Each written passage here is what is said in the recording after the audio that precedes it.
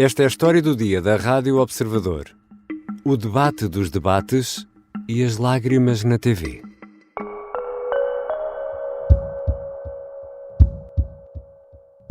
Meus senhores, um de cada vez e temos que encerrar. Temos que estar preparado para governar um país. Estou preparadíssimo. Claro, mas não parece. Doutor Pedro Nuno Santos, Estou preparadíssimo. Claro que lhe diga. O Pedro Nuno Santos não é parece. que esteve mal como ministro. Não parece. Não estive. Fará como primeiro-ministro. Não estive. Tenho Esteve resultados. muito mal. Meus Vamos avançar para o próximo. Vamos avançar para o próximo tema. Habitação, infraestruturas. É precisamente por aí que vamos falar de habitação. Não vai por aí. O debate entre Pedro Nuno Santos e Luís Montenegro era um dos mais aguardados desta ronda de debates entre os líderes partidários. Os dois são representantes de dois blocos em confronto nestas legislativas de 10 de março. Terá sido decisivo para algum indeciso ou terá servido para mobilizar os já convencidos? Neste episódio, regressamos à importância dos debates para os resultados eleitorais e ainda olhamos para aquelas entrevistas que mostram o lado humano do político, com referências à família, amores, amizades e lágrimas. Muitas lágrimas. Vou conversar com Susana Rogeiro Nina, da Universidade Lusófona. Há muito que estuda a relação entre a televisão e a política, com especial enfoque nos debates.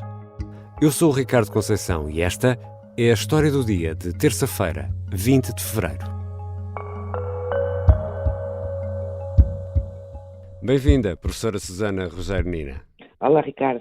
Antes do arranque do debate, assistimos a horas e horas de televisão, debates na televisão, também na rádio e aqui na Rádio Observador.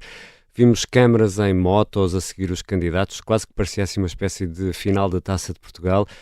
Este tipo de cobertura, tipo jogo de futebol ou duelo de clãs, é apenas bom para o espetáculo de televisão ou pode contribuir de alguma forma para a formação de uma opinião entre os eleitores?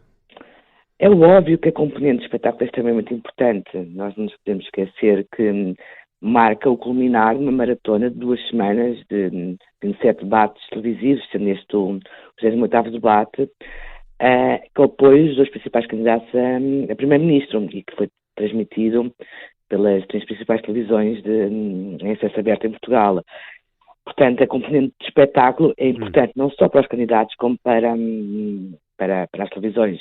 Está muito associada ao que é um debate televisivo, é quando um candidato está muito exposto, as suas vulnerabilidades são expostas, as suas fragilidades, em que tem que pensar rápido, tem que decidir rápido, tem que responder rápido, e junto do eleitorado é um momento em que consegue ver quase que um drama humano a acontecer com o seu candidato de eleição ou o oponente ao seu candidato de eleição, seja o que for, está muito exposto e que sempre numa vigilância quando é que falha, quando é que não falha. Portanto, a componente de espetáculo é quase que inerente à definição do debate televisivo numa democracia contemporânea. Já está a corrigir as suas declarações. Não sou nada. Pedro Nuno Santos. Pedro Nuno Santos. Olha, estou muito melhor preparado que o Pedro Nuno Santos. Muito melhor preparado. Pois, não se viu verdade, hoje. Não se viu hoje. Falo verdade. Hoje falhou. E num debate como este, em que um destes homens deverá ser o próximo primeiro-ministro, o que é que acaba por ser mais importante para o debate? A performance ou as ideias? Eu acho que não podemos ser hipócritas e dizer, não, é só as ideias. É óbvio que num cenário ideal seriam as ideias, porque são as ideias que comportam em si o que é que cada candidato tem de ideia para o país, o que é que pretende fazer, quais são as suas políticas e quais é que são as suas medidas.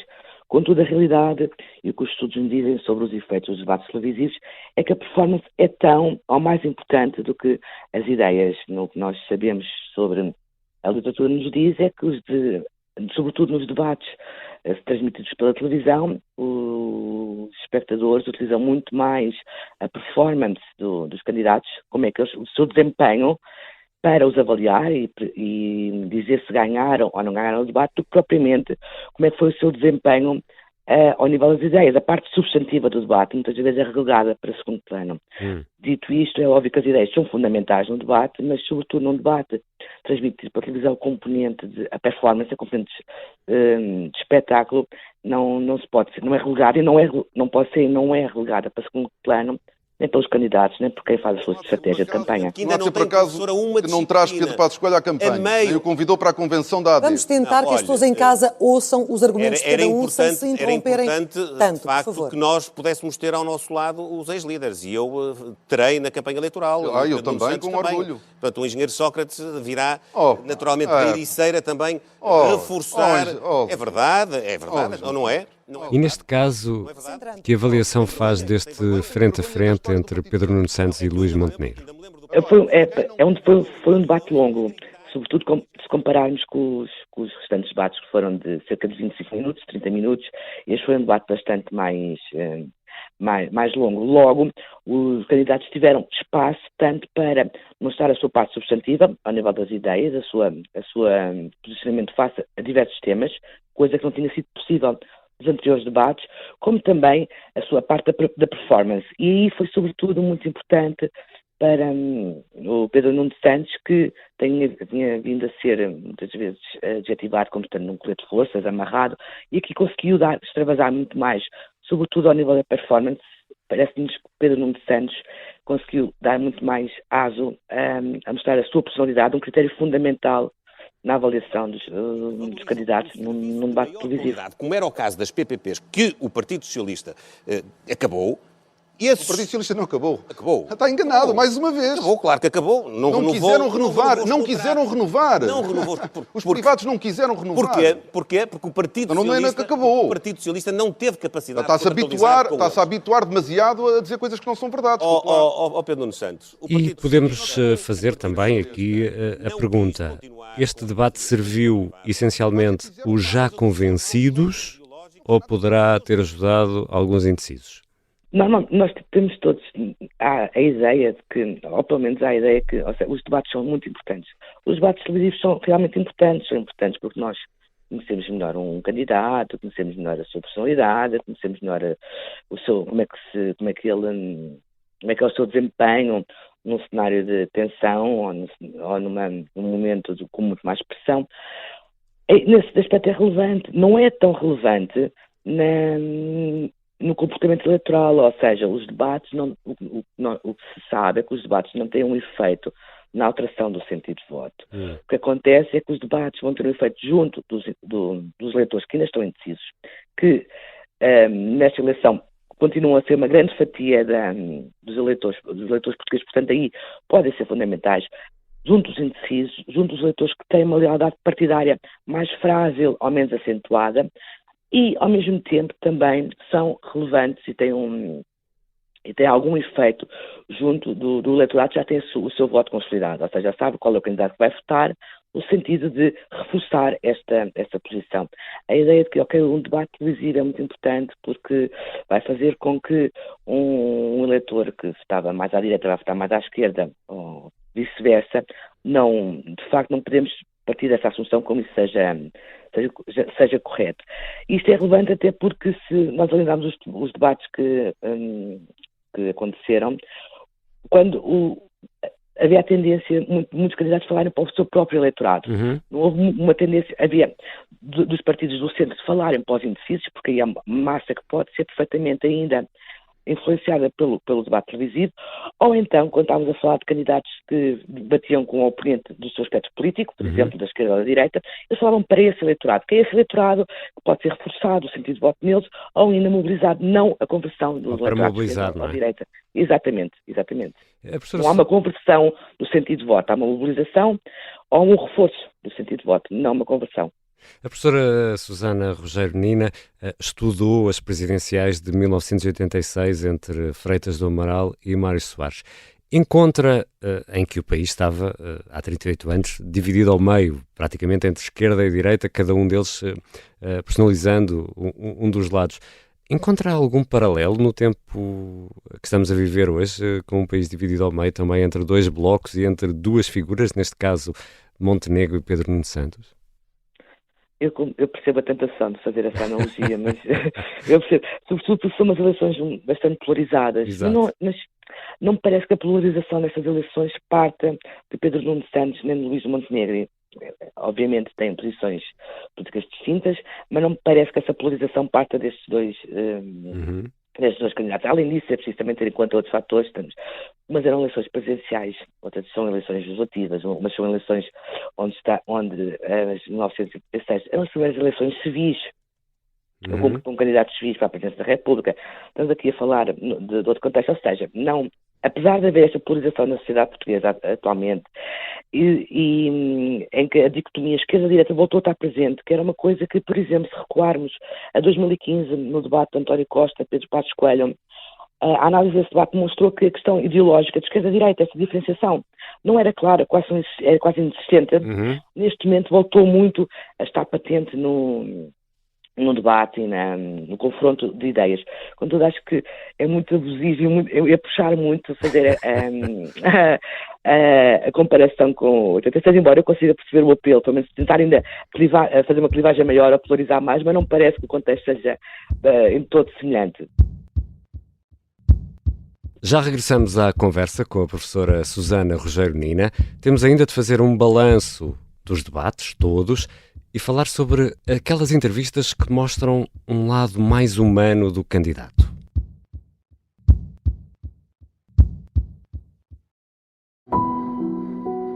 Esta é uma história de intrigas, segredos e traições.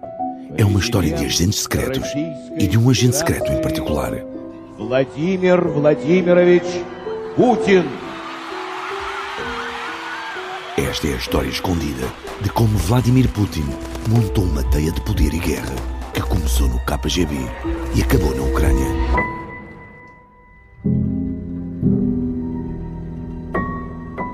Um espião no Kremlin é uma série para ouvir em 6 episódios que faz parte dos Podcast Plus do Observador. Já pode ouvir todos os episódios no site do Observador, nas plataformas de podcast ou no YouTube. Os Podcast Plus do Observador têm o apoio da Onda Automóveis. Estamos de regresso à conversa com a professora Susana Rogério Nina, que há muito estuda a relação entre a televisão e a política. Professora, esta terça-feira há o chamado debate dos pequenos, os pequenos partidos que não têm representação parlamentar, mas que concorrem às eleições. Isto é assim uma espécie de debate da segunda divisão que não suscita grande interesse por parte do público? Eu acho que chamado da segunda divisão, não sei se é, talvez a divisão de honra, pronto. Exato, já são partidos, não são associações de estudantes, não são nada. Estamos a falar de partidos, portanto podemos chamar de divisão de honra. Depois da saturação que o público teve de 2 semanas, muitas vezes com 3 debates por dia, é natural que cheguemos ao debate dos pequenos partidos, ou dos partidos sem assento parlamentar, saturados e com pouca vontade de assistir, e acredito perfeitamente que será um debate que não vai ter grande audiência, não suscita muito interesse. Contudo, é muito importante esse debate, é muito importante para o jogo democrático, é muito importante para conhecer alternativas políticas que não têm, muitas das vezes, outras plataformas mediáticas para poderem passar a sua mensagem, para se apresentarem aos eleitores. Dito isso, apesar de ser, como é óbvio, um debate que muitos dos eleitores não irão assistir, é importante que ele ocorra. É importante haver espaço para estes pequenos partidos, ou os partidos sem assento parlamentar, marcarem a sua posição. E ainda faltam 2 debates a 8, com os partidos que têm assento parlamentar, um a 23 de fevereiro e o das rádios, às 10 da manhã de dia 26, debate no qual participa a Rádio Observador, e convém lembrar que Pedro Nuno Santos recusou um frente a frente na rádio com o Luís Montenegro. Vamos ter só este debate. Da sua experiência, há diferenças na percepção dos eleitores entre um debate que é visto na televisão e um debate que é ouvido na rádio? Da minha experiência, e o que a literatura também nos diz é que existe, de facto existe. A primeira vez que se tomou uma eventual consciência, ou se tentou perceber isso, foi no debate de Kennedy e Nixon, em que a acessão era que o Nixon tinha ganho porque estava com um aspecto muito mais saudável, muito mais atraente do que estava Nixon. No entanto, isso era quase que um senso comum. Anos mais tarde testou-se esta ideia, e de facto quem viu o debate com a componente visual toda, avaliou o candidato tendo em conta a parte da performance e dando muito menos importância às ideias, à parte substantiva, e quem teve acesso apenas ao debate na versão áudio deu muito mais importância à parte substantiva, ao debate das ideias, e o mesmo se pode ser transposto para a realidade portuguesa, nomeadamente através na análise do debate, dos dois debates entre o Mário Soares e o Freitas do Amaral, em que quem teve acesso ao debate, a parte áudio apenas, deu mais importância à avaliação do candidato de acordo com os critérios, substantivos critérios sobre a sua prestação no debate de temas específicos. Ao passo que quem viu o debate pela televisão avaliou muito mais a performance do candidato. E qual é a explicação por trás disto? É que quem vê o debate pela televisão tem acesso a pistas visuais, tem acesso à linguagem corporal, tem acesso ao comportamento, aos sorrisos, às caras feias, não é? Sim, que nesta eleição tem sido bastante a cara feia, a cara bonita, referindo a Pedro Nuno Santos, tem sido algo também debatido, o que acaba por ter alguma relevância, e portanto tem acesso a esse tipo de pistas visuais e linguagem não verbal que ajudam a avaliar o candidato. Se tiverem apenas com a versão áudio, o que é que acontece? Os ouvintes têm que se concentrar apenas na mensagem. E aí não há escapatória possível. Não há um piscar do olho, não há um sorriso, não há um compor do cabelo, não há nada que possa desviar o eleitor da mensagem. A mensagem é aquela. E também assistimos a um desfile dos líderes partidários pelos programas da manhã e da tarde nas televisões, a entrevistas mais pessoais, com muitas lágrimas à mistura. Então é ela mesmo, Mariana Mortágua! Bom dia! Bom dia! Bom dia! Obrigada! Bem-vinda! Obrigado a nós! Obrigado a nós! Olá, bom dia! Bom dia! Vamos sentar, Mariana! Bem-vinda! Tudo construído a pulso. E com muitas dificuldades na vida. Tenho ao seu tempo, Paulo. Sem problema nenhum. Mas aguentaram-nos. A mim e ao meu irmão. Mas eu já não usava óculos muitas vezes. Não era conhecido e, portanto... Mas começou a ver melhor? Ou ainda tem... Não, eu continuo tão míope como sempre fui. Sou muito míope, vejo mesmo mal ao longe. Portanto, são lentes de contacto. Peço desculpa. Não, eu acho que a minha mãe é uma mulher especial, como acho que todas as mães. A minha mãe é uma lutadora que vive quase para os filhos, trabalhava e trabalha muito ainda hoje. Eu tentei sempre, nos dias dos aniversários, apesar de tudo, fazer o esforço de ir e de vir. Uma ou outra vez não foi possível. Porque fica na memória deles. Fica. Este lado humano resulta junto do eleitorado? Dizer que resulta junto de todo o eleitorado é falacioso e não tem assim um efeito significativo que se possa apontar. Contudo, haverá segmentos do eleitorado que precisam, ou que gostam, e que admiram esta humanização do candidato, em que o candidato sai de um pedestal em que está colocado e se torna quase como um vizinho, um amigo, um conhecido, tem problemas como nós, que sofre como nós, que chora como nós, que ri como nós. É quase como uma humanização e há uma criação de um laço afetivo, de um laço emocional com esse candidato, que ajuda um bocadinho a aproximar-nos dele. Não sei se irá ter um efeito grande na intenção de voto desse candidato. Voltamos à questão que já falámos, será importante eventualmente junto aos indecisos ou no reforço do sentido de voto dos que já decidiram que irão votar, mas não sei se tem um efeito muito grande. Tem um efeito sim de humanizar o candidato, perceber que ele não é uma figura distante. Gostava apenas de salientar que é verdade que nesta eleição assistimos aos candidatos a chorar num drama quase que humano muito cru, uma vulnerabilidade imensa. Mas o facto dos candidatos irem a programas de televisão mostrando-se quase que como pessoas normalíssimas, a ideia de uma pessoa normal não é nova. Acho que ninguém se esquece da Associação que precisa fazer arroz de atum. No programa da manhã, ou seja, há aqui uma tentativa de aproximação do candidato ao eleitor, sendo como se fosse uma pessoa tão normal como todos nós. Resumindo, a televisão é essencial para decidir quem ganha? Não podemos dizer isso. A televisão não é essencial, mas é relevante. Tem um papel importante, sobretudo porque é um meio preferencial pelo qual os eleitores portugueses têm contato com a informação política, é um meio preferencial, a plataforma privilegiada dos candidatos para passarem a sua mensagem política. Contudo, existem outros fatores importantes. Não significa isto que a televisão não seja essencial tanto para os candidatos, para as estratégias de campanha, para nós como eleitores, que é na televisão que vamos ver os debates. No entanto, não podemos pôr um peso tão grande na televisão como sendo que é na televisão que ganha ou perde. Há uma série de outros fatores que têm que ser tidos em conta. Muito obrigado, professora Susana Rogério Nina.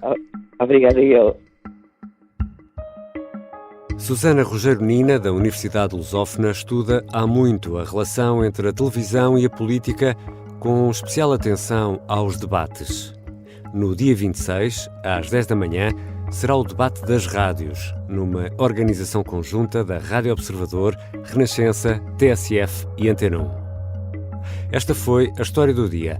Os sons que ouvimos neste episódio foram retirados da SIC e da TVI e ainda do Frente a Frente entre Luís Montenegro e Pedro Nuno Santos, que foi transmitido pelos 3 canais generalistas. A sonoplastia é do Artur Costa, a música do genérico do João Ribeiro. Eu sou o Ricardo Conceição. Até amanhã.